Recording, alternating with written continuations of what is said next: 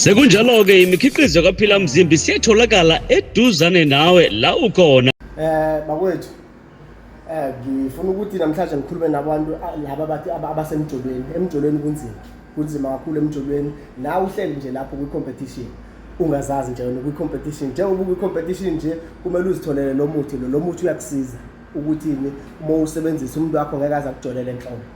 Lo wajula naye bahlukana ngalelo langa ozobe usebenzisela umuthi uyawusebenzisa nje ngendlela esokuyalela ngawo bofika la kwaPhila Mzimba ufike nje uzitholele wona angeke aphinde akujolele uzothi nje aya khona ethi uyozama ukukuthithela khona akayiba ufike baxabane bahlukane ngalendlela ozobe ukhulume nawo ngawo utholakala la kwaPhila Mzimba ke bofika nje noma kuni kwaPhila Mzimba ufike uthole isichitho socansi siyabonga kakhulu. AbakaPhila Mzimba bakhona ngazo zonke izikhathi.